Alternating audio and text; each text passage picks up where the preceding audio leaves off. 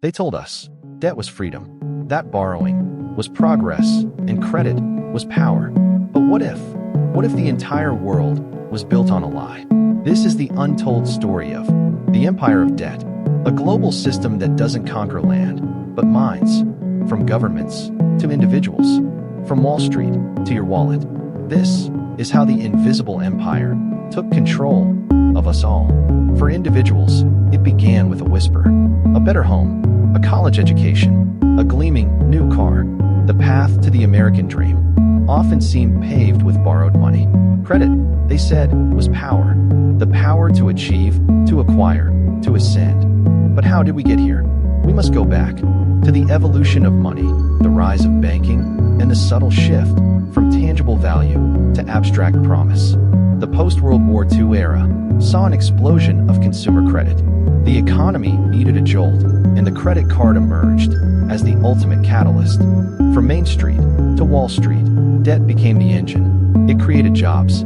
It fueled innovation. Economists championed it. Politicians embraced it. This was the golden age of expansion. Yet, beneath the veneer, subtle cracks began to form. A nagging question: how long could this last? Was growth sustainable when built on borrowed time? The lie wasn't in debt itself. It was in the narrative, a narrative crafted by powerful institutions, central banks, and financial elites. They weren't conquering land, they were conquering minds. Their tools: complex financial instruments, interest rates, and the manipulation of scarcity. The insidious brilliance lies in interest. You borrow $1, but you repay more than $1. This differential, this extra, is the lifeblood of the empire. It demands constant growth, constant new borrowing, just to keep pace. For individuals, it's the never-ending payments. For nations, it's the spiraling national debt, where tax revenue goes simply to service past borrowing. The empire thrives on our desires. Advertising barges us, creating wants we never knew we had. We became consumers first, citizens second.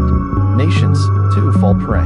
Developing countries are often entrapped by loans, leading to austerity and the loss of sovereignty. It's an economic colonization, silent but devastating. Wall Street, the heart of the empire, constantly innovates new ways to package and trade debt. Mortgages, student loans, traded like commodities. The complexity hides the risk. The financial crises of our time are not isolated incidents. They are the predictable tremors of a system built on unsustainable foundations. Each crisis is a stark reminder that the invisible empire is not infallible. Beyond the numbers is the human cost, the stress of medical debt, the burden of student loans, dreams deferred, lives derailed. This is not freedom. This is servitude. Today, the grip tightens with digital efficiency. Algorithms track your spending, predict your habits, and steer you further into consumption. The chains are no longer physical. They are digital. But awareness is the first step. Recognizing the lie, seeing the empire for what it truly is. We are not powerless. It begins with a personal revolution. Redefining your relationship with money, living below your means, investing in assets, not liabilities. Collectively, we must demand transparency. We must hold institutions accountable.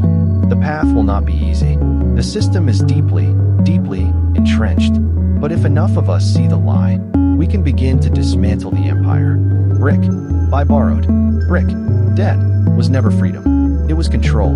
Progress isn't borrowing. It is building sustainably. True power lies in choice. It lies in breaking free.